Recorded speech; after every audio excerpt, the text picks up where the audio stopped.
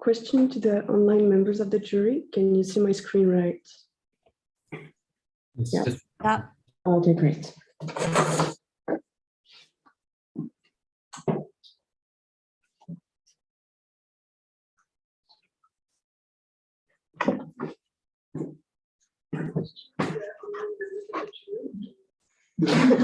That's the YouTube live. Okay.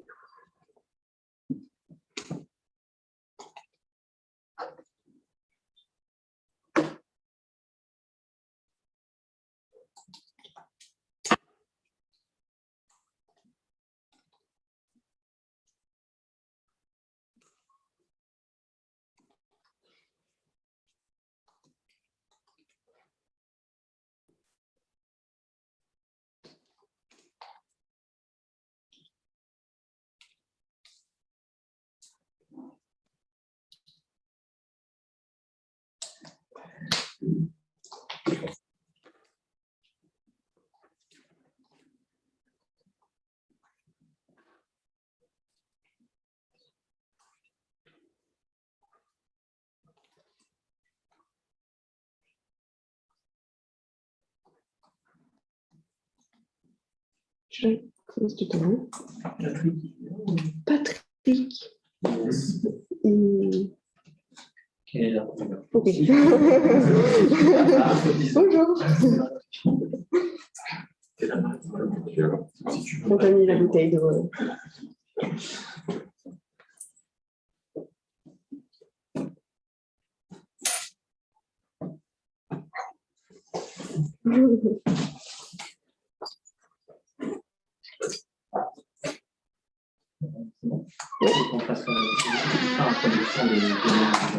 Okay, sure. Okay. Yeah.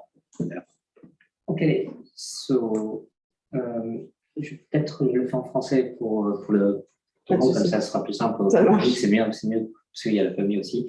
Donc on est là aujourd'hui pour la thèse de Clara Gainon de Forsan de Gabriac, dont le titre est Traitement du langage naturel profond pour la modélisation d'utilisateurs. Je vais juste rapidement présenter les membres du jury, donc ils sont pratiquement tous en ligne. Donc Anne Boyer qui est professeure à l'Université de Lorraine, Julien Velquin qui est professeur à l'Université de Lyon 2, Alejandro Belofin qui est associé professeur à l'Université autonome de Madrid, Vincent Guy qui est maître de conférence ici à Sorbonne Université, qui est encadrant de cette thèse, Patrick Garinari qui est professeur à Sorbonne Université, directeur de cette thèse. Et moi-même, Mohamed Chetouani, qui suis professeur ici à Sorbonne Université. Donc, on va te donner 45 minutes pour présenter ton travail. Ensuite, on passera un temps de questions-réponses. Okay. Merci. Okay, last check for the online members of the jury. You see me, you see my slides, you hear me well? Yes. Yes. Very well, thank you. Okay, awesome. Okay, let's get started. Hi, everyone. Thank you all for being here today. During the next 45 minutes, I'll be presenting the work conducted during my PhD called Deep Natural Language Processing for User Representation. In the past decade, the rise of the internet has led to an explosion of data as well as online services, such as movies on Netflix, products on Amazon, etc. Additionally, the number of interactions between the users and the systems keeps increasing, mainly in the form of textual traces, such as reviews. This situation brings a challenge to present users with a subset of relevant items rather than the whole catalog to ease their search. Note that the notion of relevance is a highly complex one and still very discussed in the community. But in this work, we will consider an item to be relevant if it is personalized and if we can explain why it is consistent with the user's profile. This challenge, brought on by the recent industrial developments, is a classic classification problem and is often addressed by machine learning algorithms, namely matrix factorization. Matrix factorization, which can be seen as an early instance of representation learning, has been the preferred approach to recommendation since the focus shifted from content-based approaches to collaborative filtering. It's only recently that the deep learning models found their way to the recommendation domain, thus bringing a content analysis approach back into the community on top of representation learning. Machine learning, and in particular deep learning models, have grown very popular in the past few years because they can be applied to various domains, ranging to computer vision, to recommendation, to, all right, no fun today, to natural language processing. In this work, we're particularly interested in those last two domains, as we aim at leveraging user-generated text in order to build meaningful user representations and emit relevant predictions that we can explain. Let's get more into details. In order to propose relevant recommendations, one must first understand the user. In other words, we want to build user representations in the sense that they can model complex and diverse aspects of their profiles. In the case of a user willing to buy a phone, for instance, this amounts to understanding what brands they like, what features they're most interested in, and if they're opposed to a certain color, for instance. This goal of user understanding has been at the heart of the recommendation domain since the focus shifted from item-centric models to user-centric ones. Namely, Gainon et al. Have explored the multi-aspect quality of reviews by modeling several aspects of a restaurant, for instance, the food, the service, the price, etc. Macaulay et al. Also used textual reviews by discovering and leveraging hidden factors within them. Our approach is closer to this last method as we implicitly model various aspects of the users in the spirit of recommendation learning. We choose to address user representation by the leveraging of user-generated text. Aside from this type of data being widely available, we think it is also highly descriptive of the users themselves. It's especially clear when one thinks of written reviews. In them, the users often state what they like and dislike about a product, giving us a lot more information than their rating alone. From a broader point of view, one can think of text as highly descriptive of a user, because the words and the syntax that they use to talk about their experiences are unique to them. In order to use these textual data, we namely build on the advances of word embeddings, sequence modeling, and attention mechanisms throughout this work. This choice to focus on user-generated text, along with the advances of generative models, also allow us to explore the explainability of our models' predictions, which we consider to be one of the biggest challenges faced by AI and deep learning. The development of deep learning models allowed for the representation of ever more complex objects, but it also made those representations very abstract, thus giving rise to a need for explainability. It is our opinion that if AI is to take a bigger place in our society, then we must be able to understand or at least explain the predictions that it outputs. In the case of user representation, this translates into the need to understand how the system represented the user. Explainability is a vast domain that envelopes a lot of different approaches, from inherently explainable models to post hoc frameworks. But in this work, we will focus on one particular approach, which we consider to be one of the purest forms of representation learning, text generation. Indeed, generating relevant text from a latent representation implies that you have achieved a good, meaningful representation of the inputs. The work presented in this thesis is motivated by those three aspects. We want to use user-generated text to build versatile, meaningful, and explainable user representations. We tackled this problem by combining methods that come from the recommendation, the NLP, and the text generation communities.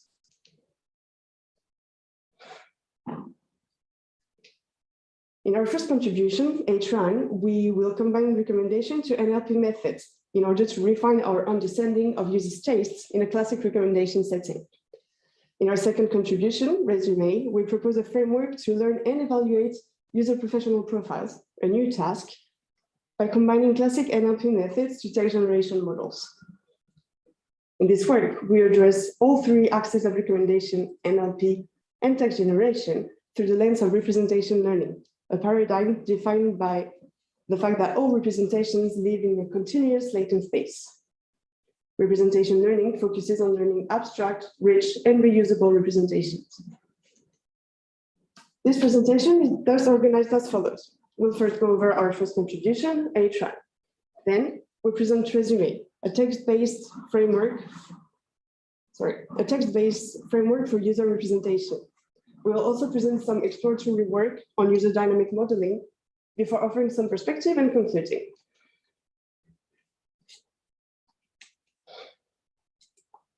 Let's begin with our H1 model, which was published at the Clara conference of 2018. This work is motivated by the will to improve recommenders' accuracy performances by refining our understanding of the user, as well as the explainability of the model's predictions. The intuition behind this contribution is that the reviews can help improve the performances and also make predictions explainable or understandable by highlighting the user's preferences.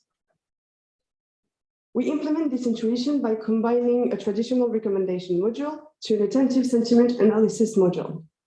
The resulting model is called H1 for hierarchical attentive network. Definitely no pointer. The sentiment analysis part takes the review of user review on the target item as input, while the recommendation module takes both the user and the item profile as input. But both those modules output the same object, the rating that user review gave item I, RUI. While those two tasks of rating of recommendation and sentiment analysis are rarely combined, in this precise setting, they are complementary. The sentiment analysis module gives us a global, absolute idea of the feeling expressed in the review and thus acts as a regularization for the recommendation module, which informs us more precisely on the interaction between the user and the item. Note that both modules share inner intermediate representations so as to refine our understanding of the user states, which is a mechanism that we will detail in the next slides.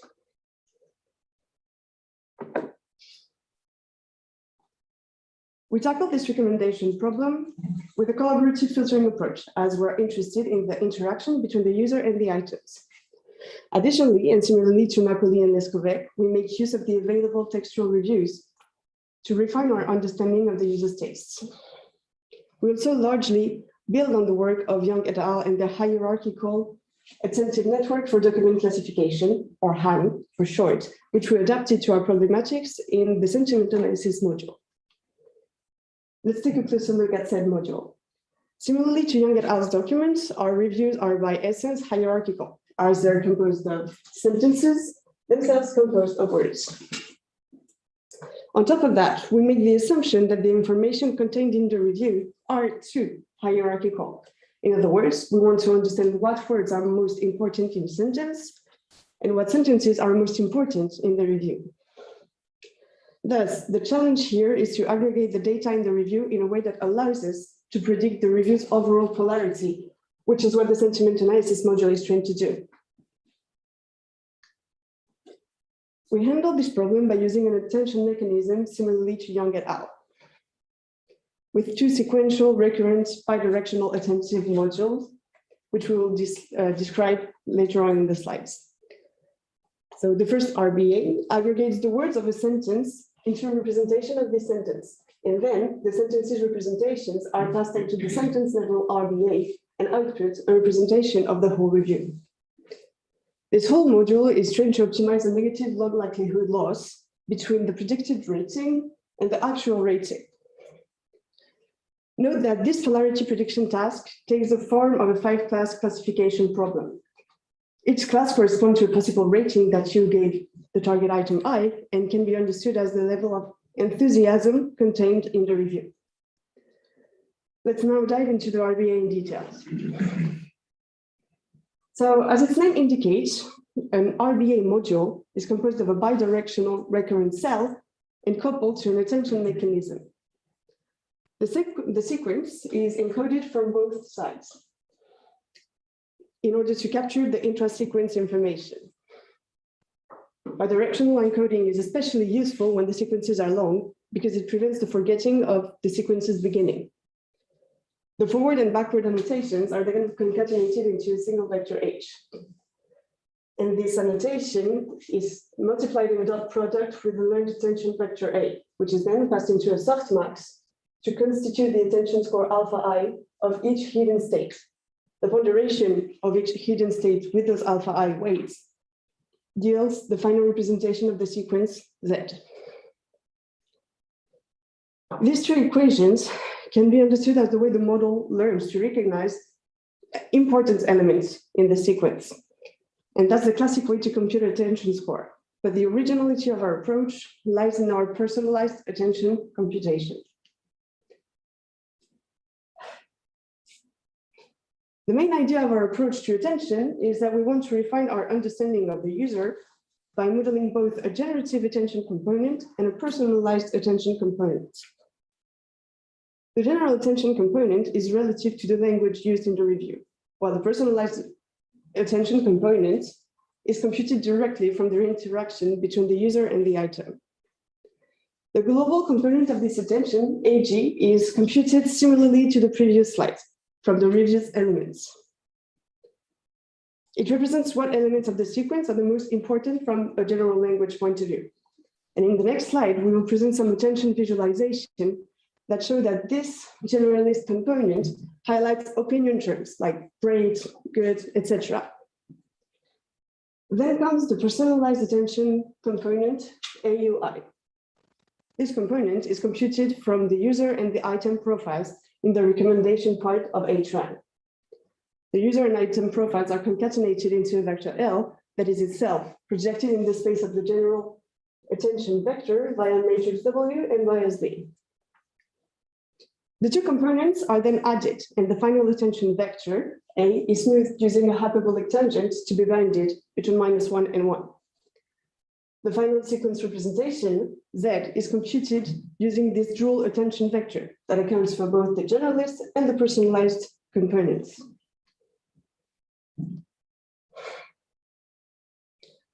Since the reviews contain inherently hierarchical information, our model too has to be hierarchical. Therefore, the attention computation we just described takes place both at the word and the sentence level in order to get a representation of the whole review. It's interesting to note that in this architecture, the attention mechanism addresses many problems. It acts as a regularization, provides a personalized aggregation method, and it also allows us to present qualitative analysis of our results by showing which words and sentences were most determinant in the inputs. This hierarchical attention mechanism has also proved to be decisive in the process of sentiment analysis. This table reports the accuracy metric on the sentiment analysis task, formulated as a 5-class classification problem. As you can see, the fast-text classifier falls behind every other models that are all hierarchical and contain an attention mechanism. Among those models, we can see that those who explicitly model the user product bias, that is NSUPA and HRAN, outperform those like Han that do not explicitly model this bias. In the end, our model HRAN is competitive with NSUPA, which was our goal. It allows us to transfer the relevant information to the recommendation profiles. Here's the table reporting the root mean square error metric on the rating prediction task. We compare our model to several baselines and a deep model, Transnet. The matrix factorization model, or MF, learns to predict the rating that user U gave item I using only the rating-derived profiles of users and items with no regard for the reviews. The Transnet model takes the opposite approach as it learns to predict the rating of user U on item I using only textual reviews as input. More precisely, the Transnet model learns to approximate the review of U on I using all the reviews written by U and all the reviews written about I. This approximation of the review is then passed into an NLP model that outputs the rating associated to said review. It's worth noticing that the Transnet model achieves rather disappointing performances on our datasets. This can be explained by the fact that since it relies only on textual reviews, it needs a lot of data in order to be competitive. It is, however, an interesting baseline for our experiments because it's an original approach on recommendation, and it showed interesting results on bigger data sets, and doing so without using the most efficient data for this task, the interactions. In conclusion, Both those models are outperformed by ours, H1, which combines both the ratings and the reviews in order to understand the user's wants and that uses both of them to compute a general and a personalized attention score. This slide shows example of those attention scores.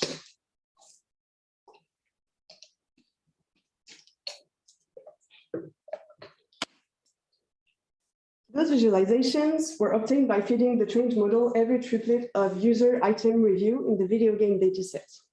For each triplet, we retrieved the argmax of the associated general and personalized attention vector, and we counted them. So the bigger the word appeared in the word clouds, the more often it was counted as the argmax of the attention vector. On the left side are the words that are discriminant for the generalist component of this attention vector. It mostly shows positive opinion markers, as we mentioned earlier, like great, best, etc. But on the right side, we can see the personalized attention vector. The words there are much more specific to the item's characteristics, like Zelda, Lara, medieval, etc.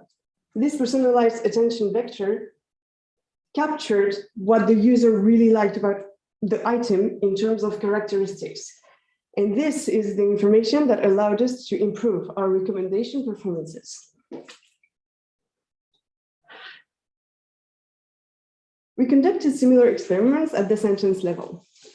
More precisely, we ran our trained model on a user item pair, and we presented on this slide several outputs of our model, and we compared them to the actual ground truth. So for a pair of user and item, our model outputs, aside from a correct rating prediction, related words in the sense of the attention vectors, but it also extracted related sentences from the reviews written about the target item. What's very interesting in this illustration is that aside from this related sentence being highly commendable, which reflects the user's opinion about the item, they're also syntactically very close to what the user actually wrote.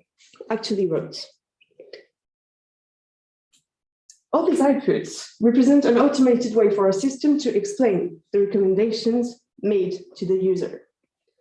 And these extracted sentences make our model a personalized review reading system for users, since it can extract the sentences that are relevant to the user in the reviews written about the target item. In conclusion, we propose a model that combines the use of ratings and textual reviews to learn a dual attention vector, allowing us to improve our performances on a classic recommendation task. This approach also allows us to conduct qualitative introspection of our model, thus providing explanations for the suggestions outputted. Additionally, the use of textual reviews can alleviate the cold start problem, which prevents collaborative filtering-based models from making relevant suggestions to new users for lack of interactions. Finally, one can think of our model as a personalized review reading system for the user. Once trained, the model's attention mechanism can highlight the relevant words and sentences within the reviews on a given item in a way that matches the current user's tastes. In the past section, we have seen how informative user-generated textual traces can be, both from a quantitative and a qualitative point of view. In this next section, we're going to move on to a different kind of user profile, which are fully textual and a lot noisier than traditional recommendation profiles, LinkedIn pages. The framework resulting from the work in this section, Resume, can however be applied to a lot of other text-oriented systems, like Twitter, for instance. This work was published at the ESAN conference of 2020. So the work presented in this section stems from an observation. Contrary to a few decades ago, people tend to change jobs a lot more often. Incidentally, the number of online job boards and professional networks has kept increasing. This opens the door to new tasks and problematics. Can we predict a person's next career move? Can we automatically match job applicants to job offers? Can we know what skills a person needs to acquire in order to get a promotion? The question we ask ourselves, which englobes all the previous ones, is how can we accurately represent a person's professional profile? The data we use for this task are LinkedIn profiles. These profiles are fully user-generated and fully textual. A user's LinkedIn profile is composed of their professional experiences, themselves composed of a job title and a job description. Similarly, it contains their educational background with the name of the degree they obtained and the institution that they got it from. Note that in this presentation, for simplicity purposes, we're not going to talk about the educational background of the user. So aside from those two information, we also have the skills of the user as well as the industry that they work in. So what interests us the most about a LinkedIn profile is the amount of unstructured free text in the profile, as well as the different axes that it gives. Those are the professional experiences, the skills, and the industry. In the last section, using a user's textual opinion led us to significantly improve our understanding of their tastes and wants. Those results encourage us to go even one step further and explore user representation using solely user-generated texts. With regard to professional profiles, this translates to using a user's past professional experiences to build their professional profile. More formally, we're going to use a user's T-first jobs, from job 0 to job T-1, in order to build their representation. And then we're going to use the remainder of the profile, that's their last job, their skills, and the industry, to evaluate the amount of information encoded in their professional representation. The combination of representation building and evaluation constitutes a framework that we call resume. The user's jobs are used to build the representation of the user ZU. And then we evaluate how much of the professional profile is encoded into this representation by learning to retrieve the skills, the industry, and the last job of this user. Of course, learning to predict a person's last job is a practical proxy for predicting the next one. But before getting into the details of this framework, let's take a look at the specifics of our data. We have over 700,000 profiles. Those profiles are characterized by the high level of noise, redundancy, and overall lack of structure being free text. We thus preprocess our data to keep only the skills and industry that appear 10 times or more in our profiles. Those skills and industries will serve as labels in our classification task at evaluation time. However, we cannot adopt a classification framework when it comes to predicting a person's next job. If we take a look at the job titles on the train splits, we realize that 40% of them are unique. But worse than this, more than 90% of the job titles appear 3 times or less in the data set. For this reason, we address the task of last job prediction as a text generation problem rather than a classification one. And since we do not need to worry about the jobs being unique, we also decided to generate both the job title and the job description so as to be more precise in our task of next job prediction. That being said, while the text generation approach is more suited, it's still not trivial because of the nature of our data. This slide illustrates the previously mentioned noisiness and specificities of our data. Regarding the professional profiles, they're formatted in a very specific way. They're filled with nonverbal sentences, acronyms, abbreviations, named entities, and so on, which makes these texts a lot harder to handle than natural language data sets. In parallel, the skills of the users are often very redundant. They're redundant because it is in the interest of the user to fill out as many skills as possible so as to appear on as many recruiter searches as possible.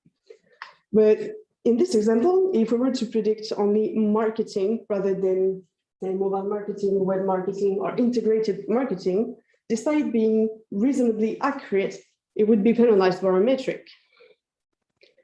To sum up, we're handling a very specific type of data, which is as rich as it is challenging. If we get back to the framework overview, we can say that it's separated into the representation building part and the evaluation part. The professional experiences are fed into word embedding and then aggregated into the user representation. We compare 3 word embedding models: a fast text pre-trained, or fast text PT for short, which is a fast text model that was pre-trained on large standard French data sets. The second one, fast text CV oriented, or fast text CV, was trained on our data. And finally, we use an Elmo model that was pre-trained on large French corpora. Regarding the job's final aggregation, we tried several forms of pooling, as well as more complex forms of learned aggregation, and it is the average pooling that gave us the best results. Now, if you take a look at the evaluation part, we can see that it's composed of 3 models: the skills predictor, the industry classifier, and the next job decoder. The first 2 models are 2-layer MLPs that are trained to retrieve the skills and the industry of a person, respectively. The next job decoder is a recurrent model, which architecture is going to be detailed later on. Let's now get into the details of the embedding models that we used. The fast text model builds on the work of Word2Vec and addresses its main limitation, the handling of out-of-vocabulary words. It does so by using subword embeddings, and then computes the embedding of a word as the average of its subwords embedding. In this example, we have the word eating that is broken down into all the 3 grams that compose it. All 3 grams are embedded and then averaged in order to represent the word eating. It is also worth noting that the fast text embedding models are very fast to train because they're not recurrent. Elmo, on the other hand, presents contextualized embeddings that rely on a pre-trained bidirectional language model, or BILM for short. Both the forward and the backward component of the BILM have L equal 2 layers. Once this BILM is trained, each token W is fed to the BILM and associated with a set of L+1 representations. Those representations are then aggregated into the final token representation, ZW-Elmo. This final representation is a weighted sum of the previously mentioned L+1 representations, and the ponderations as I task are learned during a fine-tuning process on the downstream task. Features et al. Motivate the number of 2 layers for the BILM component by the fact that the first layers capture low-level information, such as syntax information, while the second layers capture high-level information, such as context-dependent aspects of words' meaning. Now that we explained what word embedding we used, let's take a closer look at our next job generation task. Our approach to text generation is close to the task of abstractive summarization, as we aim at first understanding a person's career and then only generating this person's last job. Text generation is known to be a computationally expensive task, as well as a hard one to evaluate, as we will detail later on. The user profile is built by encoding their 2 first jobs. And then a decoder is trained to output their last job. Note that a new decoder is trained for each of the word embedding that we compare. So that's 3 decoders in total. Each of them take the form of an LSTM cell trained using a variable teacher forcing method. Let us now move on to the results of the experiments. This slide presents the results of the experiment on the industry classification task and the skill classification task. The 3 word embedding models described earlier are compared to more trivial baselines, such as the most common class or classes, as well as a random prediction for the industry classification task. Our results show that Elmo outperforms the fast text models, maybe due to its ability to disambiguate words. It's, however, interesting to note that the fast text model we trained on our data, FTCV, is very competitive with Elmo. Now, before going over our text generation results, let's take a look at the BLEU score, the traditional metric to evaluate generated text.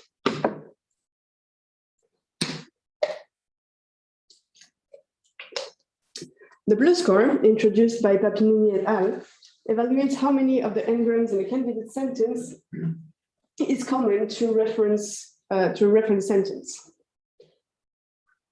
So in this example, if we compare the first candidate sentence to the reference, but Powell was a legendary pianist, we obtain a perfect blue score because both sentences are identical. However, if you compare the scores of candidate 2 to the score of candidate 3, a major flaw of the blue matrix stands out. Indeed, the candidate 2, despite being semantically closer to the reference, obtains a lower blue score because it has one more word than the reference. Furthermore, Tallison-Birch et al. Argue that the shuffled variations of a predicted sentence would get the same blue score, despite not being syntactically, grammatically, or even semantically equivalent. That being said, and while there is active research in the domain to better evaluate generated text, the blue score is still the most used metric. So that's the one we'll use, keeping its flaws in mind.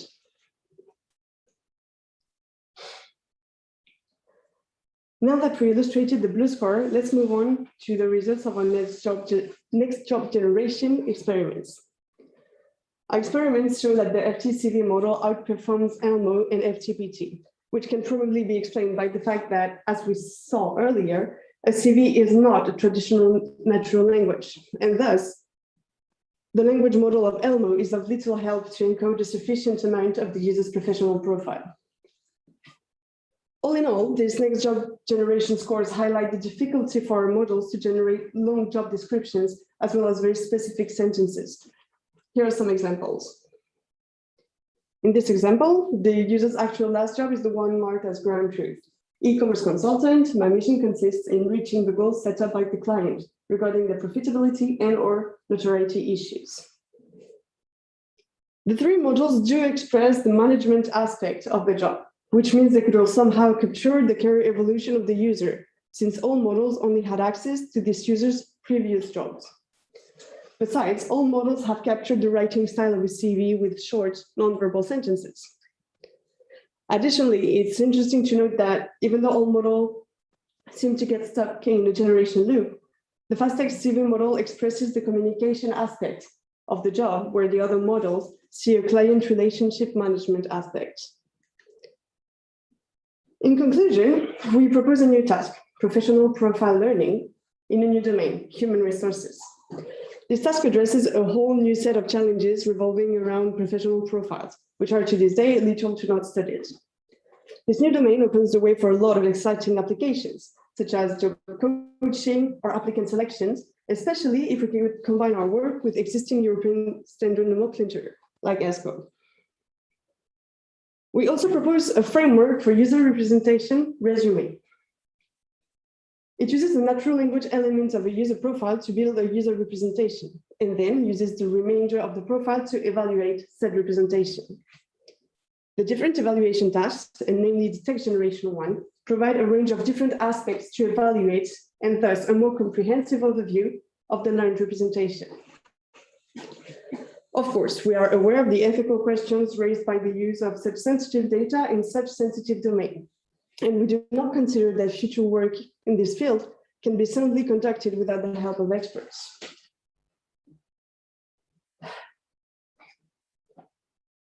In the past section, we have laid the groundwork for professional profile learning using the free text data in the profiles. In this following section, we present intuitions and exploratory works that aim at modeling the expertise level and the industrial domain of a user at time t. We believe that doing so would improve their professional representations and thus improve the quality of our predictions regarding their careers. Note that the work presented in these sections are incomplete in the sense that we did not achieve significant results for reasons that we will explain before the conclusion. So, a way to improve our professional representations that comes to mind is to take into account the fact that people may gain experience or expertise during their career, and that this expertise impacts the way their career evolves. Additionally, it seems reasonable to think that the industry that a person works in also impacts their career evolution. In the past sections, we have implicitly assumed that people evolve in their career uniformly with time, regardless of their industrial domain or their expertise level. But rather, in real life, people's careers do change with time because they might want to change professional path, but also with their expertise level, as previously discussed by Macaulay and Leskovec, who decidedly provided a lot of material for this thesis. On top of possibly changing their career goals as their expertise level grow, people's careers are also subject to their industry's own dynamic, as well as the person's own personality. Indeed, the perspective of evolution and the turnover vary a lot from one industry to another, and it seems reasonable to think that it can also vary from one person to another within the same industry. In short, what we might be doing in this section is to understand how the users change in order to best predict their future behavior by explicitly modeling their expertise level and industrial domain. We present two approaches to this problem, one called job attribute rewriting based on a back translation mechanism, and the second one, latent space structuring based on variational autoencoders. In the job attribute rewriting setting, we aim at rewriting a job attributes, that is to say, the industry or the level of expertise associated with this job. This rewriting allows us to separate the attribute component from the user's personality component in the user career trajectory. The latent space structuring approach rather aims at structuring the space in which the job's representation live, according to both their industry and the expertise level, so as to learn people's trajectories more easily. Let us start with the job attribute rewriting setting. This architecture aims at separating the industry and the expertise level of a given job from the user's own personality in order to learn what really pertains to the user in their career dynamic. Let us consider an example. Here, the job title is developer intern and description is front-end development of the company's website. The associated industry is information technology, and the expertise attribute is junior because it's an internship that requires no previous expertise. This architecture is based on two blocks, a denoising autoencoder and a back translator.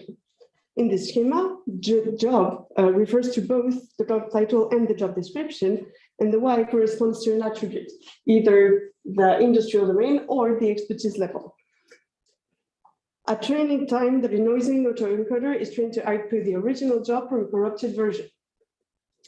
In parallel, the back translator is trained to sequentially rewrite. Okay, bear with me. The back translator is trained to sequentially rewrite the original job according to a new attribute, Y tilde, into job tilde, which is then in turn decoded with the original attribute into the original word. If we stick to the example I just gave, this means that if we wanted to rewrite the job at the top of the slide according to another level of expertise, it would yield something like front-end lead developer, supervision and management of the front-end teams. However, we do not have supervision on what this job tilde would look like. And this is why we resort to using a back translation mechanism. Once this model is trained, we can rewrite any job with another attribute, being expertise level or industrial domain. Now, the architecture we propose is directly inspired from the work of Ramp et al. 2019, who propose a way to handle several attributes at the same time by embedding and averaging them. That's the more complete illustration of the architecture. You notice that the attribute Y is now denoted ZY because it is embedded and its representation will change with backpropagation. Evaluating this model is not trivial, as it is never trivial to evaluate generated text.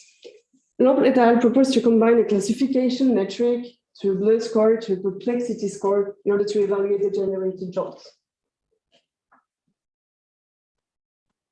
Besides, it is interesting to note that this model performs attribute rewriting rather than actual attribute disentanglement.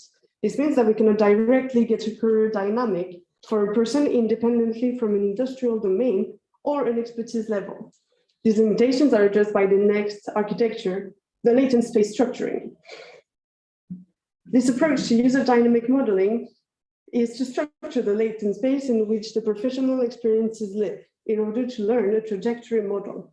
We'll do so by training a conditional variational autoencoder. Going from the idea that career progression varies from one industry to another, our intuition is that enforcing this separation within the latent space will improve its quality and ease the learning of users' trajectories. This structuration will happen on two levels.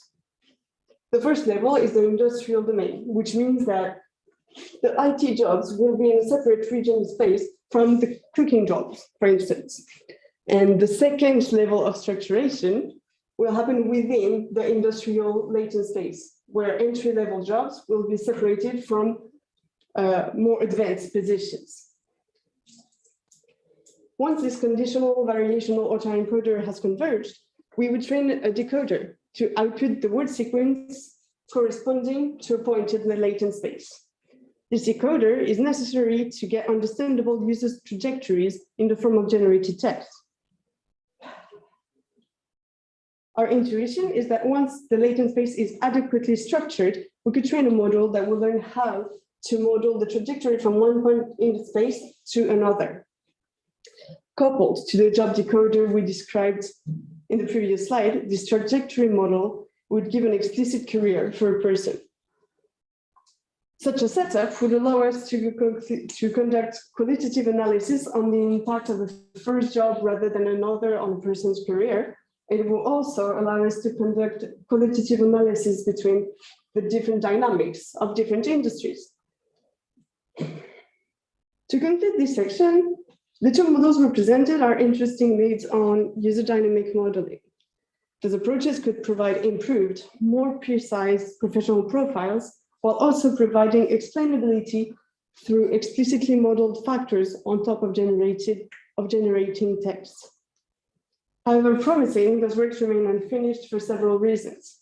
First of all, as we previously said, the profiles we have are very noisy and unstructured, which makes them hard to properly encode and decode. More critically, we have no direct supervision on the expertise level associated with the job. We tried some trivial expertise labeling techniques, but they proved inconclusive, which of course hinders our chances at more complex dynamic modeling. Incidentally, the pre-processing we applied to our data significantly reduced our dataset size and potentially proved fatal. Finally, those architectures suffer from the fact that they are hard to evaluate because they generate text that we do not have direct supervision on. Evaluating the relevance and meaningfulness of generated text is to this day a challenge faced by the community, as demonstrated by the complicated evaluation protocol proposed by Long et al. Let's now conclude this presentation. In this thesis, we have explored ways to leverage user-generated text to refine and explain user representations. We wanted to take advantage of this widely available data in order to improve user experience with AI systems, both from a quantitative point of view, by suggesting relevant items, but also from a qualitative point of view, by explaining the suggestions. Our work with recommendation and textual reviews has allowed us to apprehend the richness of user-generated text.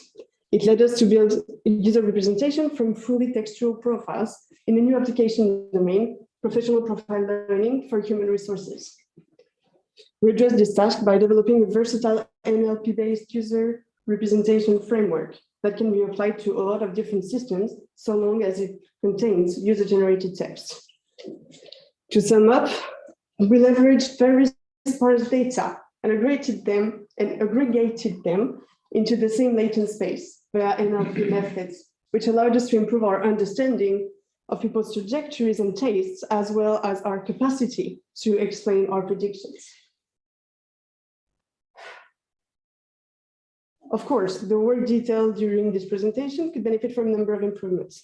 The most immediate ones are the usual dynamic modeling leads that we explained earlier. We could also update existing model with newer architectures, for instance, transformer-based models. Other possible improvements include the explicit modeling of yet another job aspect, like the company that it takes place at, the time spent there, etc. Naturally, the more profile elements you take into account, the more you are likely to model various components of a professional experience, which can also be enforced by diversifying the training objectives in a multitask learning fashion. Finally, and while we did not mention those questions in the presentation for timing reasons, the work presented in this thesis could highly benefit from the expertise of human resources experts in order to tackle the ethical questions raised by the use of AI in their field. Although we firmly believe that the works like those we presented could benefit people, both from the HR and the applicant side, it would be naive to dismiss the fact that they can also be used to perpetuate discriminations that are already way too common on the job market. While it is surely our responsibility as scientists to ensure the fairness and explainability of our models, we cannot achieve satisfactory results without the help of the people who actually know how these things work and why. Thank you very much for your attention. I'll now be happy to answer any questions you have. Thank you. Thank you for being on time. I'll give the floor to Anne-Boyer. Yes. Thank you very much for giving me the floor. I don't know if you prefer I ask my question in French or in English. I don't mind. English is fine. English is fine, okay. And I hope you can hear me here. Yes, it's very well. Okay. So just first of all, I want to congratulate you for the great talk you gave us this morning. I very much appreciate the way you describe your work, your hypotheses, your contributions, the results, the assessment, and so on. So congratulations for that. And for the answer you give to some of my previous questions about your work, and you go deeper in the analysis, in the description of the corpus and so on. So congratulations for all the talk you gave this morning. Furthermore, I very much appreciate reading your document. It was very interesting, very well structured, very interesting way to present your work and to organize the document, your contribution, and so on. So congratulations too for your manuscript. Of course, I will have some questions in different fields. The first one is just at the end of your talk, just before forgetting this point here, you mentioned ethical questions, and so you mentioned also discussion or interactions with human resources experts. So my question is, did you have a discussion with human resources, and about what topics do you show your results to people experts in that field? And if so, what are the feedbacks they have about that? And my second question is about the ethical questions that you mentioned there and also in your manuscript, in your thesis. My question is, what kind of ethical questions could you have here, and what impact could this ethical question have on your work, on your contributions? Okay, all right. Thank you very much for those questions. So tackling the first question, if I spoke with HR people, I did, with a lot of them. What I did was post the question, an open question on LinkedIn, and have all the HR people in my network come back to me on the matter. What came out of the discussions that we had was that basically I needed to learn how the work actually worked, you know, on a day-to-day. And the fact that they mostly use company-related frameworks to standardize applications was a very interesting topic for me, because it really showed the impact that of my work of, I'm sorry, I forgot to breathe. I'm doing this again. Okay, so what came out of the discussions was that HR people have some specific frameworks in order to fit applicants within the company that they work for. In that context, the work that I proposed could be a huge gain of time for them, because it could fit all the applicants into the same latent space, and thus could be trained to automatically fill their forms. That was mostly what came out of our discussions. And regarding to the second question that you have, so regarding the ethical impact of my work, first of all, the data that I have, they're anonymous, but the thing is, I mean, what comes to mind in the wrong ways that it could be used is the fact that maybe let's say some companies would discriminate people based on the high school that they were at. That's an information that is clear in my profile. And that's, of course, something that is not only immoral, it's highly illegal. That being said, well, let's just say it's not past some companies to hide behind the automatic attributes of deep learning models to perpetuate this kind of discrimination. And that's obviously something that we should fight. So on top of discussing with HR experts, we should definitely talk with some legal experts as well. So, thank you for your answer. So, thank you for your answer. Just to come back to your data, just you mentioned that you use LinkedIn profiles, and then you have a lot of profiles. I think I read in your manuscript that there is a high diversity of the data. Mm-hmm. And then I will ask you about the diversity of the companies that are represented in your data set. And you mentioned, I am not sure of the slide number, I think it was 57, but not sure. You mentioned that you have for your last model, which is only explanatory, perhaps it's later. Yeah. That you mentioned that you have insufficient data. Yeah.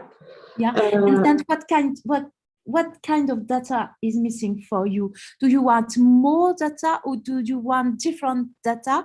And if so, how much data or what kind of data? What are the ideal corpus for you for this kind of work? And my second question about this contribution, and I find very interesting, is about the assessment. When reading and hearing you, I was asking me how you can assess your contribution, and then you mentioned that in the conclusion of this section. And I would like to ask you, how do you plan, if you have more time, if you can have, for example, people working with you and that you on this topic, how do you think we can have a right protocol to assess your contribution?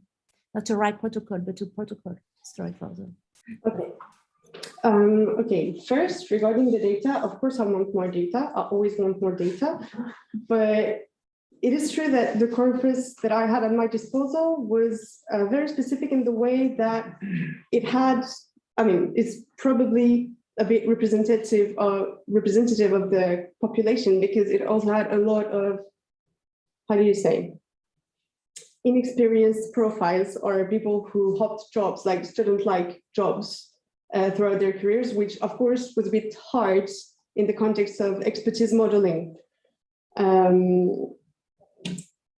I'm not sure that, it's obviously interesting to have this kind of expertise trajectories, let's say, and I'm not sure that I could ask for fundamentally different data. It's just that I had to pre-process the data set in order to keep the profiles that had at least 3 professional experiences, which drastically reduced the size, and also that were formatted in something that looked like French, that also drastically limited the number of available profiles. As, mind you, some people in their LinkedIn profiles only write emojis. Aside from that, I'm sorry, I forgot the second question that you asked.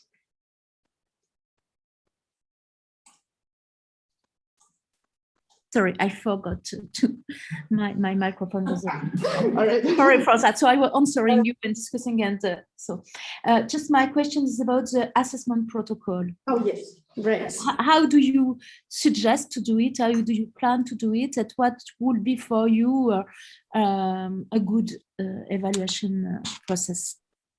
What would be absolutely ideal is human assessment, at least at first, until we can get some sort of standardized evaluation process with, well, for instance, HR experts, but also with people whose career we would predict. Also, yeah, of course, that would be ideal, but that's extremely expensive. For now, I resorted to the evaluation protocol of Lamp et al. So that means resorting to trying to extract the attributes that we wanted from the generated text, so expertise level or industry, as well as a blue score to see how much of the original job we actually kept, see if we didn't go too far off. And finally, we evaluated the fluency of the generated text with the complexity score. However, I mean, I could hardly say that's a comprehensive process of assessment for our data. But yeah, my conclusion is I need the help of the people who are used to work with people's careers. Okay, thank you very much for this interesting answer. You mentioned in your talk that you could have many possible applications for the work you did there. And my question is, if I want to use what you propose, what you have described today in some other context, such for example, education or something like that, what should I have and what as the data, what should I do? What will be the characteristic of the data set I have to provide to you? And what are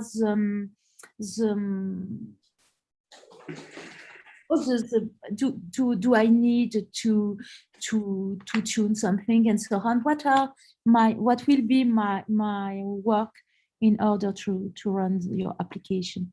If I am not clear when speaking, just ask me. All right, so thank you for this question. It's very interesting. That's fine. No, that's fine. If I reformulate what I understood is basically what would you need to do in order to use my system today? Exactly. That is that. Okay. And in for example, in the close domain and context, but perhaps not the same exactly. All right. Well, basically, you would need to clean up your LinkedIn profile from emojis, from typos, possibly. I think there's also a lot of work that should be done on the skills of a person because they're super informative. Of course, from the skills of a person, you can find out what industry they're working in. So that's definitely a very important information in your profile. But really, what we would be using to build your user representation would be the free text that you filled in your professional experiences. So the short answer is you don't need to do much. The long answer is you need to sit down with me, an HR expert, and we talk about what's your goal.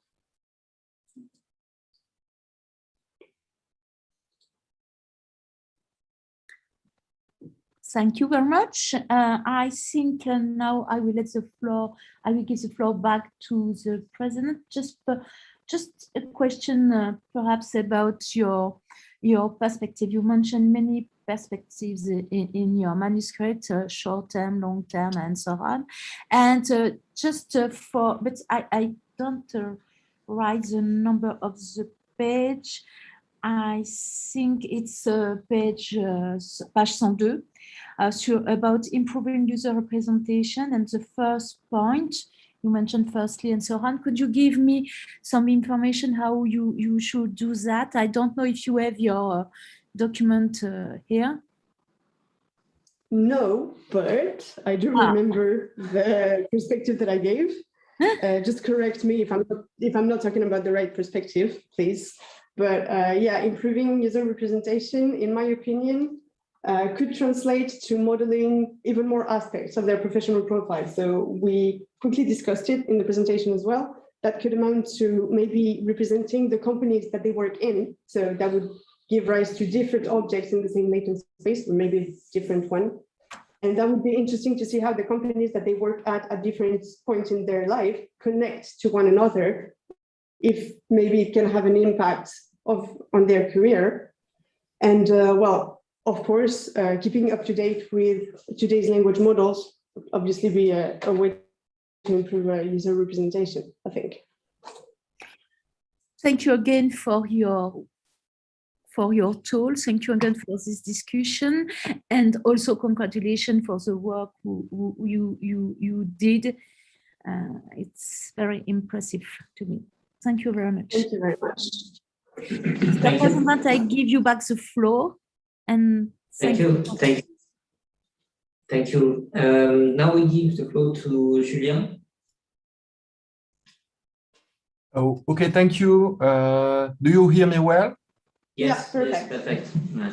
Okay, that's nice. So thank you very much, Clara, for this nice and clear presentation. And I would like to thank again her supervisors for inviting me to participate to this defense. It was a very interesting work, and I took a great time reading the manuscript, and because it was very well, most of the time, very well written and motivated and so on. And it was linked to some of my interests, for instance, explainable AI and others. Okay, so I have a technical question first, maybe, before going further to more general ones. So in terms of technical questions, maybe I will go through the contributions, maybe beginning by the first one. Mm-hmm. So for the first contribution, you mix quite a classical recommender model to something about to deal with the textual content. And in your manuscript, you wrote that at some point, let me just check that. Yeah, okay. So you make a factorization similar to what is done in LSA and so on. And you wrote that doing so, you were able to extract concrete aspect. It is your term, concrete aspects. Meaning, I guess by concrete, you mean somehow interpretable, maybe aspects. And I'm not sure of that because it has been shown that if you use something like LSA, or factorization, if you don't put any constraint on the vectors, at the end, maybe you end with continuous vectors. And I'm not sure these vectors would be really interpretable. In contrary, when you have a model such as non-negative matrix factorization, so you have a positivity constraint. So at the end, it may be more interpretable. So I would like you to elaborate a little bit on this concrete aspect, please. Yeah, thank you for this question. Indeed, you were right. It was more of an imprecision of my part in the way that indeed we do not enforce non-negative constraints on our matrix factorization. And so if this constraint of positivity is not enforced, there's no guarantee that the aspects extracted are actually concrete. Okay, this is it. And do you think it would be easy to force this positivity constraint so that you get at the end something more interpretable? That's a very interesting question. That would require a couple of experiments, but I don't see why not. And if you do this, do you think it would be possible to combine this information to the other ones, the one on the sentiment analysis task in which you are able to highlight important words? Yes, that would be very close of the work of Gainon et al. That we mentioned, actually. So extracting concrete aspects in the user and item profiles and link them back to aspects that are mentioned in the review. I think that would totally be doable, and that could actually be a very interesting perspective on that work. Okay, thank you. Just a very short remark. I just found that in your report you use Q and P to stand for Q for product representation and P for user representation, and just after that you switch to U and I. Okay. Yeah. Okay, this is just a remark. Maybe you can just update your manuscript. Yeah, you're right. Thank you. Okay, thank you very much for this answer.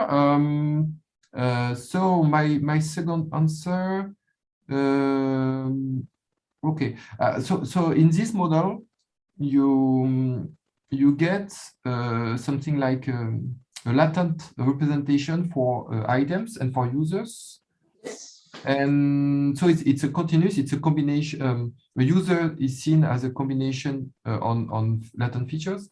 It is possible to go until doing a clustering on top of users or items, so that the users can be clustered into similar classes, and the same for items, in order to go a step forward. What do you think of that? I'm not sure I quite understand the question. Could you maybe rephrase? To do a clustering step just after this factorization step, because it's like in I don't know, in topic modeling with LD and so on, you can a vector is associated, a text is associated to a vector over topics, but after that you can do clustering in order to cluster the documents. Yeah, okay, so I understand better. Thank you for rephrasing. It's true that it's not an axis that we explored, but I think it would not only be possible, it would also be interesting to maybe cluster people by the characteristics of the items that they like on a given data set. You know, so like maybe those who like RPG games and those who like puzzle games, that could be very interesting, both from a qualitative and quantitative point of view. Okay. Okay. Thank you. This is. I will switch to the second models. In the second models, one first question I have is you are working with very sparse data, meaning Yes. that you would like to generate a couple of words, a short sentence, for instance, and you learn from very sparse data. And I was wondering whether you might enrich your corpus by adding, for instance, job description. I'm sure you can leverage, you know, RNCP documents in which you have for each job a short description and the skills are associated to this job and so on. Yeah, yeah. Thank you for this question. Actually, that's one of the perspectives that I think would be most effective in terms of performances. It would be enriching both our corpus with, well, short but standardized job descriptions. And I was thinking also maybe in the same vein, in the same idea, to initialize the skills and industry embeddings with short descriptions that you can find in ESCO, for instance. Now that could definitely be great perspectives.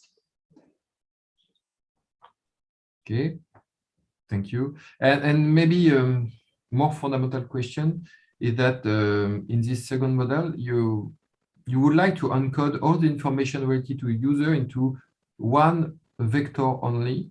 And yes, with this one latent vector, you would like to solve various tasks, such as generating text, classifying, finding the best skills and the domain, and all this with just one vector. And I'm wondering whether it's too restrictive. Maybe you may imagine a better way to model the user. What do you think? Yeah, so that was definitely ambitious for sure. But we were really interested in finding out how much of the professional profile we could encode into one single vector. And that's why we conducted the experiments that we conducted. However, yeah, I'm fairly sure that encoding more objects into the same latent space and maybe working on the relationships between those objects could probably improve our results on all the task generations in all the tasks that we propose at evaluation time. Yeah. Do you have any idea on other more complex modelization? Yes, I think, well, it's still in the idea of encoding everything into a single user vector, but I think it would be very interesting to maybe add and link to a latent space that would represent the companies that the users work in, because, I mean, it would obviously give us a lot more information about the environment that they've been in at time T, and that would be very interesting. We conducted some work on that, but we didn't have enough big companies in the data set in order to get significant results. But that's definitely something that I would pursue in future work. Okay, I get it.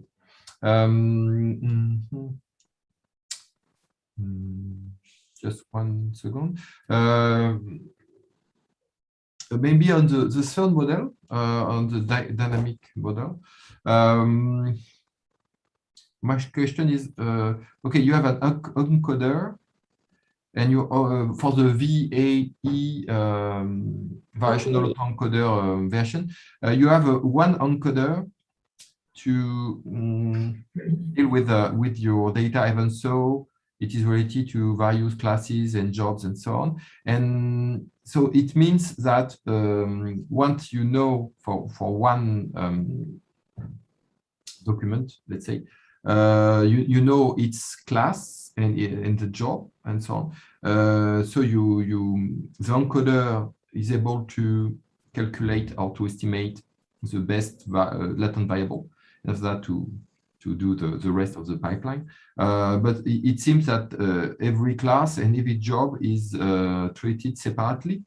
And is it the case? Is it a totally separated architecture? Well, thank you for your question. Indeed, for timing reason, I did not develop the CVAE architecture, but here's a slide that presents the general idea of it. It would actually be one single architecture in the way that, since it is a conditional VAE, we would fit it not only the job, but also both the attributes that we want to enforce in our latent space. So that would be one single architecture. So what is shared here? What are the shared parameters in the encoder? I'm sorry, can you rephrase? What are the shared parameters? Meaning that do you have multiple encoders separated, or do you have a shared parameter? Meaning that when you encode one document, you will take into account the other document, even so they are not related to the same class.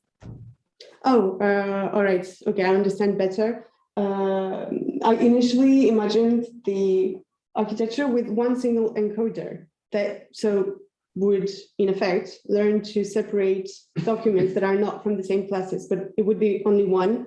However, it would be interested also to have one per industry, maybe, but that's 150 encoders. That's not undoable, but it's obviously a bit longer and a bit heavier.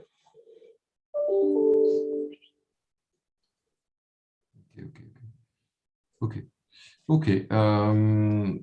Every time in your latent space, in this case, you have not one Gaussian, but you have multiple Gaussian, and one Gaussian associated to one industry. Yes. So it's a mixture of Gaussians. Yes. Okay, and it's hierarchical because in one industry you have several jobs. Yes, exactly. Okay. I get it. Okay. Okay. It was not the clearer part of your manuscript because it was short and okay. Yeah. Sorry for that. Okay. I have a last technical question. It's the way you calculate your user representation in the second model. At the end, you use just a mean, a very simple mean. Do you think it would be possible to do something maybe more advanced? So you're referring to the resume model, right? Yeah. Okay, right. So yeah, as I mentioned, we tried several forms of pooling, but we also tried some form of more advanced learned aggregation methods. And in all our experiences, the average pooling was the one that gave the best results. However, now that I'm looking back on the architecture, what would be absolutely amazing is an attention mechanism in order to better ponderate the professional experiences. That would probably give better performances. Because it looks at first sight quite naive to do this, but okay. Yeah. Okay, so maybe a couple of very more general questions. One is you don't take into account the social network, meaning that I guess people are related in LinkedIn, for instance. So they are friends, or they follow each other, and so on. Yeah, they're connected. They are connected. And what about taking this information into account? So indeed, that's not at all a field that we explored. I mean, it's another research domain per se. I'm wondering, would it give us a lot of information? I mean, of course, it could help clustering the users. You know, we would have maybe the guys that went to school together, or the ones that started their career together. It would be super interesting to study how they keep being related or unrelated as time goes. We did not actually have this information in the profiles that we have. We only have the page, not the connections. But yeah, that would be very interesting indeed. And what kind of deep learning architecture you think you can use for dealing with such data? So that's not the domain that I'm most familiar with. But what comes to mind is obviously graph-based architectures, which I think are the best suited architectures to deal with related points. Yeah. Okay. We can think to GNN, for instance, because more and more people try to combine the graph information with textual information and using GNN on top of that, and so on. Graph neural networks. And maybe the last question is about the link you do. I thought it was very interesting to do this link between explainable AI and generative models, because you state something quite strong. You state that you think that a generative model is naturally a good a model that can be easier to interpret somehow. And I'm not, I would like to hear you about that, because it's a quite strong assumption. Can you maybe give more motivation on that? Yeah, sure. So what I meant was that generative models are very powerful tools for explainable AI because, well, if I put it simply, it makes abstract latent representations talk in ways that are understandable for us. In that way, I find it is, well, not only very powerful, it's also just, how could you say? It's very practical. I'm not sure if that answers your question. You think, for instance, GPT and the like are naturally interpretable models just because they generate text? I'm not sure of that. I see what you mean, and I understand your reserve, but I think they're a great step further than previous models in the fact that, yeah, if they generate text, it clearly gives us insights regarding what they understood from the input. Okay, thank you. It's all for me. So thank you again, and congratulations for the talk and for the manuscript. It was a good job. And I give the floor to the president. Thank you, Julien.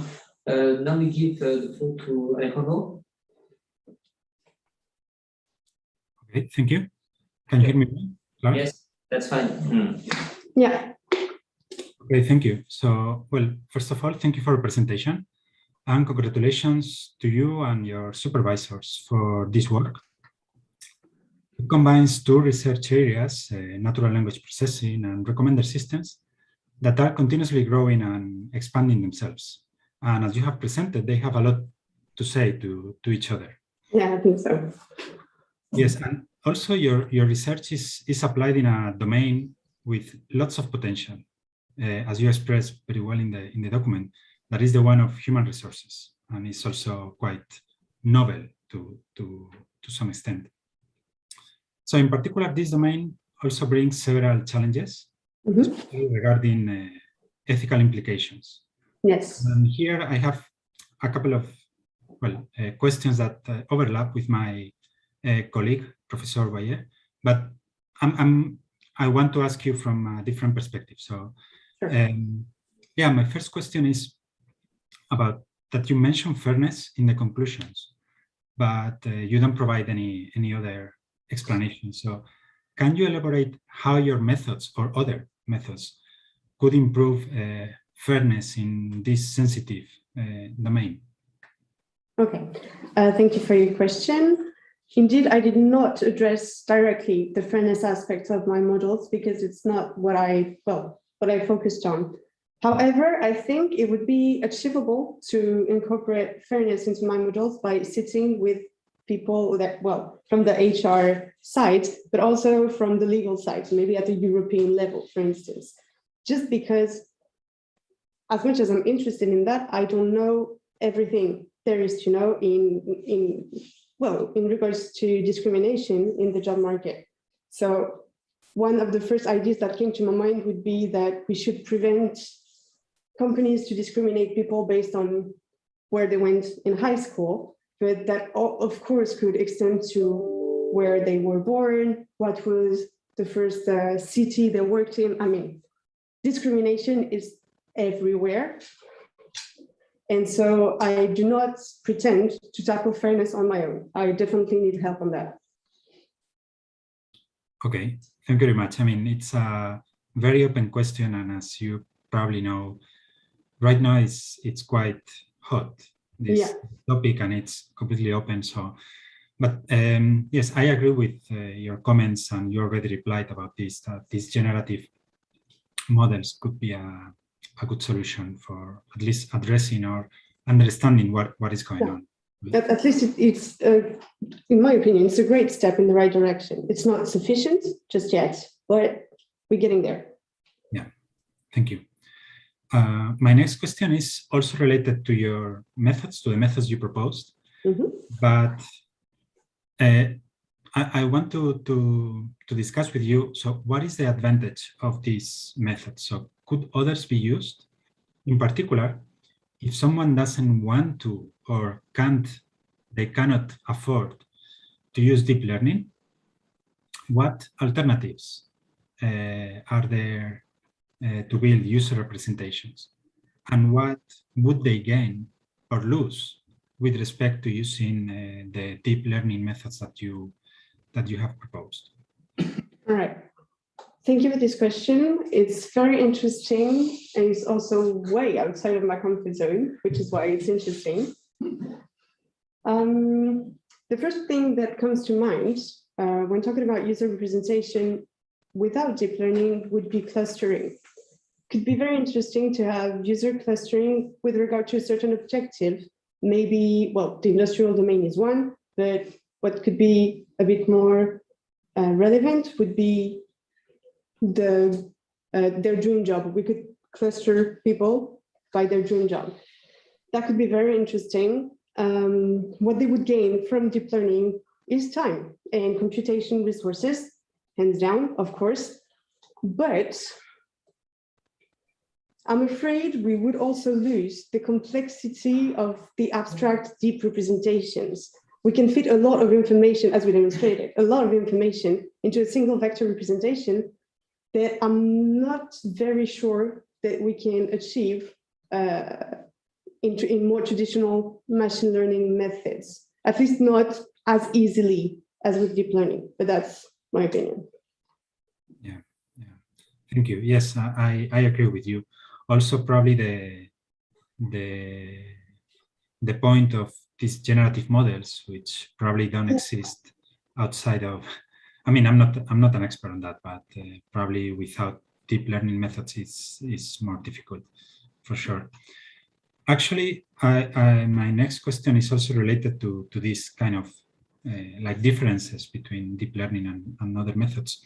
So if I remember correctly, you also discussed this at some point in your document, and is that deep learning algorithms work better with more data, Yes.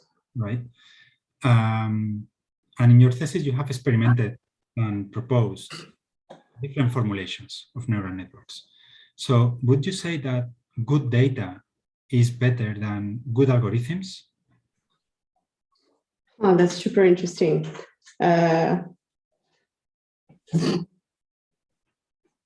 Is good data better than good algorithms? Well, without good algorithms, we're not going to do much with good data. So I would be tempted to say no. However, I don't know, I'm conflicted about the whole good data thing because I've been working with real world data that are inherently disgusting and unstructured. But I think this is why I do deep learning. It's so that we don't have to work that much on the data in order to get something out of it. So I think I definitely lie with better algorithms rather than better data. Absolutely. That's the perfect solution, of course. All right. Okay, thank you very much. Now I want to ask you some more specific questions. So in chapter 3, your first contribution. Yes. In your data set, there are no sentiments, right? No, there are textual reviews. Okay, yeah. So I was wondering, you also presented today in slide 15, you use the same symbol for the rating and the polarity. So yes. That kind of confirmed that you are predicting the same thing, but how do you know that the network is actually learning the polarity or the sentiment? It could be learning to predict the rating better, right? Yeah. Okay, so that's a very valid and interesting point because I spent a lot of time on the slides trying to express the difference in perception of this rating, because you're right, they're both outputting the same thing. It is the rating the user you gave on item I. And this rating does serve as our label for our polarity prediction task. It's just that at the beginning, the polarity predictions was binary, was just positive and negative. But with the advances of machine learning and deep learning in particular, this task grew into a more precise setting of the 5-class classification. That's the framework that we adopt here. I'm sorry if it was not very clear in the presentation. Okay, yes, because it was also strange to me because you were using classification rate. Yeah. And also the ground truth was not clear to me. But if you tell me that it's the ratings and that you binarize the output, then it's probably more clear. Yeah, basically, a rating of 1 would be very negative, 2 would be pretty negative, 3 neutral, etc. Yeah, should have put that on the slide. Okay, thank you. Another minor question, you don't have the document, but maybe you remember, there is one table at the beginning, the first table in your chapter 3. There were some columns named P1, P2. Okay, so I'm sorry, can you give me the page maybe? Okay, let me search for it. It's table 3.1. If I search it. Okay. Table 3.1. Yeah, the statistics. 64, got it. 64. Yes, thank you. Yeah, I've got it. Yeah, so my question is the columns P parenthesis 1, P parenthesis 2, what are those? Because I think they are not explaining the text. And they should be.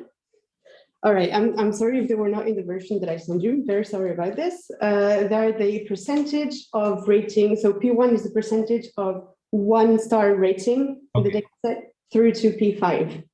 Okay, perfect. That makes sense. Yeah, I do, yeah. Sorry.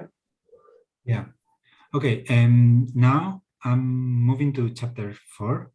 I must say that it was very interesting, but also quite sad.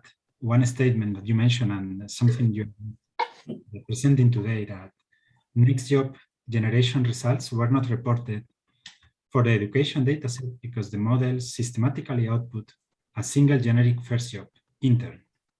Yes. And if I understood this, it means that the next job after whatever education is being an intern.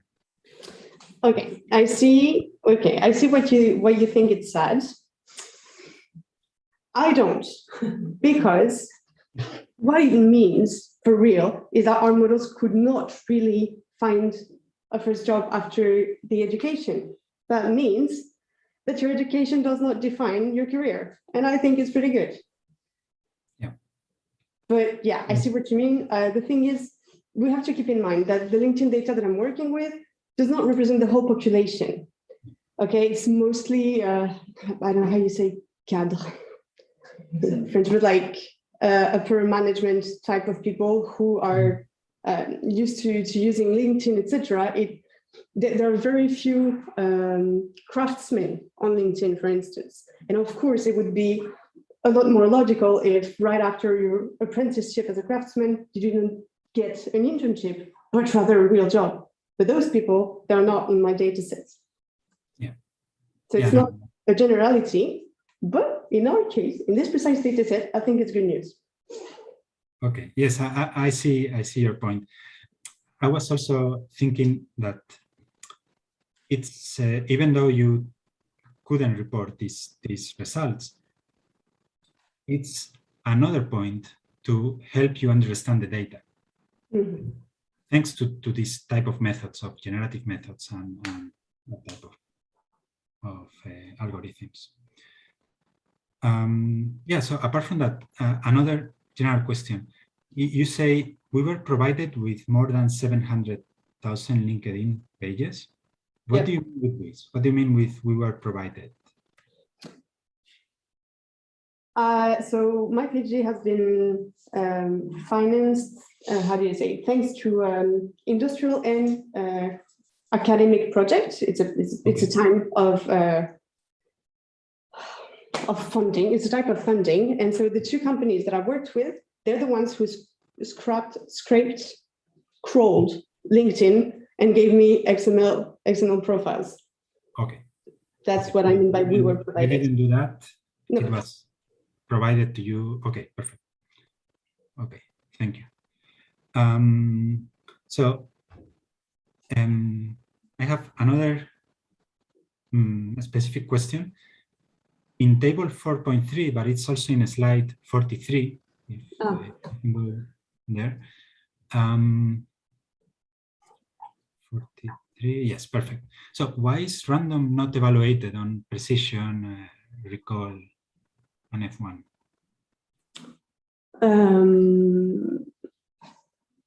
That's a good question. Okay, yeah, because at that time I did not generate, I did not code a generator of random prediction. I just took like 1 over the number of the classes, but yeah, that's a bit unsatisfactory, and I should have coded that generator and report those metrics. That's true. Okay, thank you. Finally, I have 2 more comments. So as you may know, I'm interested in the evaluation of recommendation algorithms. Yes. In particular in reproducibility. So I have seen you have used some NLP metrics to evaluate how well your algorithms perform on situations where no ground truth, when you are dealing with the explanations, are available. And I think this is a task that is always welcome and not easy, because it's quite difficult. So I wonder if you could tell us now a little bit more about which options you consider when deciding your experimental setting, and now that everything is written and finished, if you would have changed anything or any decision about this, about how you evaluated your system. I would have changed mostly everything now, but I mean, of course, for starters, when I started working on this project, I was only aware of the bleu and rouge scores for generated text, which we described and are highly unsatisfactory for a lot of reasons. And it's only well, not only recently, but also a bit too late, that I heard about semantical similarity scores like the BERT scores. And I think that would, of course, make a lot more sense in my setting. Yeah, that's definitely something that I would change. I think on top of that, it would have been interesting to at least compute, if not report, perplexity scores to account for the fluency of the generated text. Yeah, I think that's mostly what I would change. Yeah, but also you also discuss, yeah, I mean, a couple of times in the thesis and also today, that the text you are dealing with is not really natural language. Yeah. I think it would be very interesting to see how those metrics tailor for natural language, how they deal with this very noisy and kind of structured text. Yeah. So yeah, I don't think they will be like the perfect solution either. No, of course not. But I mean, I tend to think that the more metrics you have, the better you understand your results. So it would definitely be an improvement. Yeah, that's true. I agree. And just one last comment related with, as I said, the evaluation and reproducibility. How reproducible do you think these methods based on neural networks are? What aspects would you take or would you need to make your work more reproducible? Or if you think that it's already reproducible, how did you achieve it? Well, a big problem with my work is that it's not exactly reproducible in the sense that I cannot share the data that I have. So that's already a big problem for reproducibility. Aside from that, well, of course, if you choose a seed for your model's initialization, you ensure more reproducibility. That's true that I didn't really consider these questions because I couldn't share my data sets for legal reasons. But that's definitely an interesting aspect that I should take into account in my future works. Okay, then thank you very much for your answers. Thank you. Congratulations again to you and your supervisors. Thank you. Thank you. Maybe before giving the floor to the supervisors, may I ask one or two questions? Yes, of course. First, I would like to join the jury that was saying that this is a really nice work. I really appreciated to read that and also the presentation. So congratulations for that. There was some question that has been asked, but I have one that was related to the network, basically, because I was thinking that I was expecting things like a network, and because that's basically a network. Yeah. But a question is more related to more general than just the interaction that you could have, the contacts. But something that also could be interesting is the things that you post, because you may want to change a job or something like that. Yeah, is it something that you see, or you?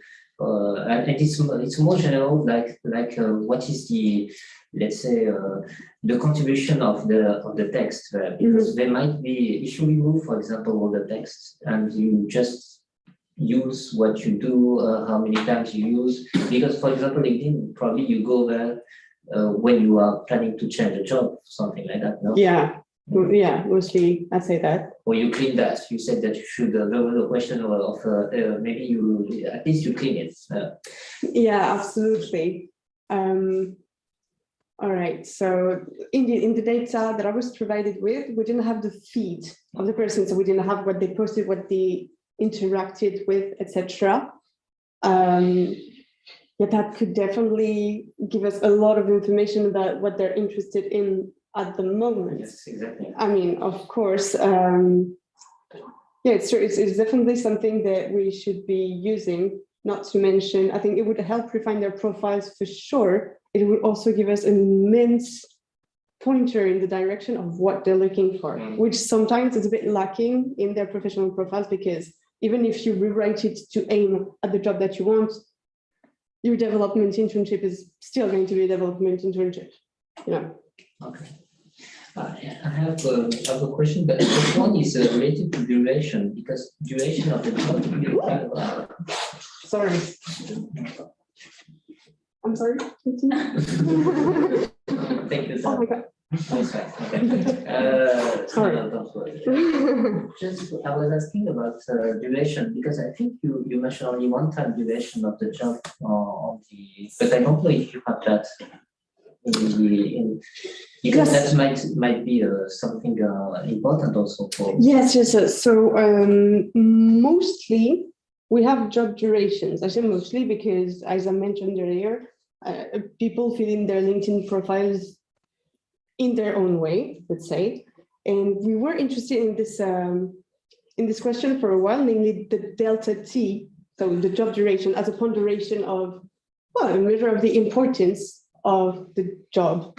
In the user representation, we ran a couple of experiments on it, namely as an aggregation method in the resume framework. It didn't seem to yield much results, which is counterintuitive because, I mean, not only would you expect that the longer you stay at the job, the more it defines your career, but also that your last jobs are maybe the ones you stay the longer at, so they should have a bigger place in your representation. And that was our intuition, but the results disagreed with my intuitions. Okay, that's interesting. In the same vein, I tried to because the examples you give, for example, you said the deputy manager, and this is quite logical that you try to apply to being a manager. Yeah. So it's what we could expect, but it's not what you did. When I'm saying what you did, because I had a look to your LinkedIn, and did you try to apply that to yourself? Because, for example, it will never predict that you will do a thesis. No, indeed. So yeah, so that's my LinkedIn page, indeed. Okay, good. No, indeed. What's interesting is that so I have several development internships mostly, and also I have an engineering school rather than university in my profile. Yes. So that directly proposed me, there was not a project manager thing, but stuff like junior engineer, stuff like this. So it was logical, really. If you see my career path, it was logical, but it did not predict a PhD. To be absolutely honest, I didn't predict a PhD, so I don't mind my motto. Okay. But thank you again for all this work, and thanks for the supervisors to invite me. And now I give the floor to Vincent. No? Thank you. So first, I would like to highlight that it was really a pleasure to work with you, Clara, for this past year. You are really energetic, and most of that you active, yeah. You actively participate to the life of the lab and the life of the PhD team, and it's a really important thing. If we have any doubt on that, we have the past 2 years of pandemic and lockdown to make sure that it is something really important for us to produce good research. I think you played a great and active role in that during the last year, and it was really nice. Now, let's back on the technical part. It was a real opportunity for us to work on this, and we rely on you to exploit those very interesting but difficult data. You propose several contributions. That's nice. I would like to have only one question, but fortunately, and I don't know, but last Friday there was in the same room a symposium on legal things, European legal things on artificial intelligence. The main conclusion is that there is a lot of open issue regarding the building of a legal framework on artificial intelligence, but among different things, they the jurists, the people in charge, have two really concrete proposals. Okay. They propose to build some sandbox and to have some institutes that would be able to evaluate the results of critical algorithm in that sandbox. Yeah. Okay. Before they were released on the market, obviously. And the second thing is that they propose to record all the proposals made by the system to provide an analysis afterwards to discover if there is any bias or if there is any bad intention in the system. Yeah, if we can detect a pattern of discrimination, basically. Yeah. Yeah, okay. What do you think about those two concrete proposals? Well, I think they're interesting. Well, first, I mean, the sandbox thing is absolutely necessary before throwing it large scale. That being said, the sandbox should be using real world data in order not to, well, not to miss the important biases that actually happen in the real world. On top of that, the recording of all the suggestions emitted by the system, it's a nice tool, but it's too late. I mean, once it's analyzed and we find that there has been discriminations, there has been discriminations. So it sounds a bit unsatisfactory from my point of view. However, it's a good point to start from, I guess. Really? But if you know that you are recording, maybe you take care a lot on fighting the bias. Okay, so that's a question. From the technical point of view, if you are recording during your job and you know that your system will be recording, are you working the same, or do you have a special attention to some aspect of your system? Okay, I understand what you're asking, and I think this question is about, it's a philosophical one on what I think about mankind, right? I don't think it changes much. I think a lot of people are not aware that they're being racist or discriminative in a lot of ways. So they wouldn't feel embarrassed about being discriminative because they just don't realize. Some others, they know full well, and I'm not even sure that those people would stop, actually. But yeah, that's a matter of philosophical point of view. Ask me that again next year. Okay. So that's it for me. Thank you. Thank you. And I'll give the floor to Patrick. Thank you. Okay, so first, I want to emphasize that Clara has been working with Vincent, who supervises the thesis. Okay. And then I would like to congratulate you on the presentation. I think it was really nice. And also for your work, I think it's well, it's difficult. It's really challenging to work on the real problems and real data. And, well, it's often quite far from problems that people are just imagining for doing research. Well, and then I think it's probably not easy to work on this topic because it's a very fast moving domain also. Okay. So this evolves very rapidly, both for the problem formulation and also for the techniques. So I think that during your thesis you have seen appear many different methods for well, for example, for generating text. Well, so there were a lot of difficulties besides the COVID. Well, so I would just ask a few questions. Do you need the slides? No, it's okay. Okay. It's okay for me. I have a copy of all the slides on mine. Okay, so the first one is about maybe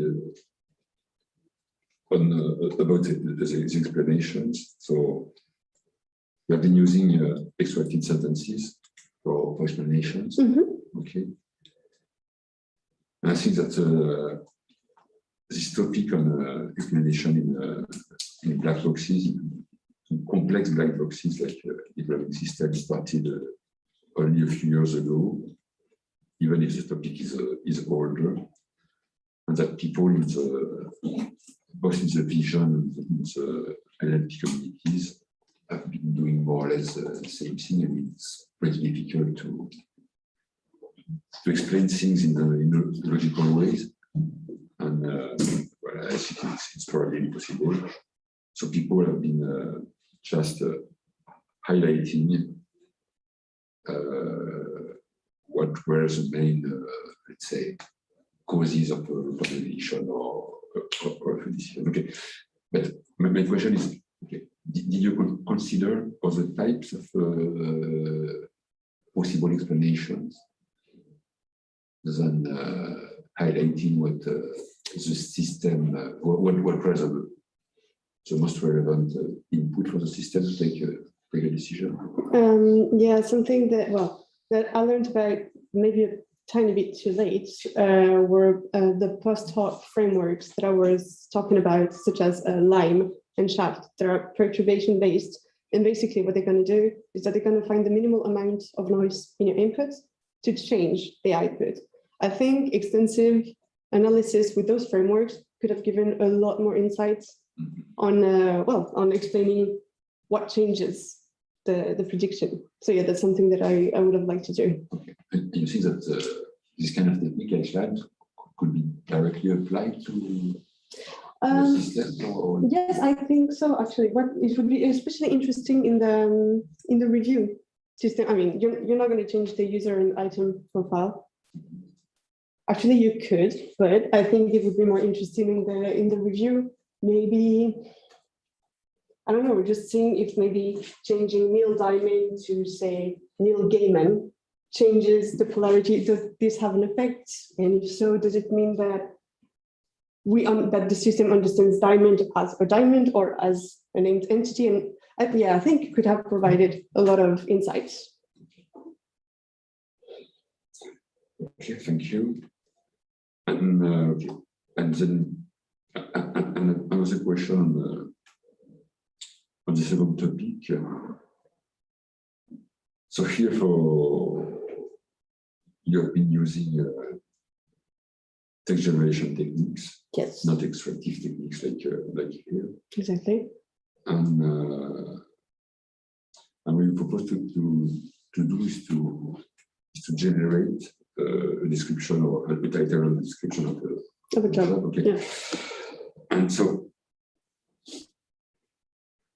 my first question is why the description instead of creating categories?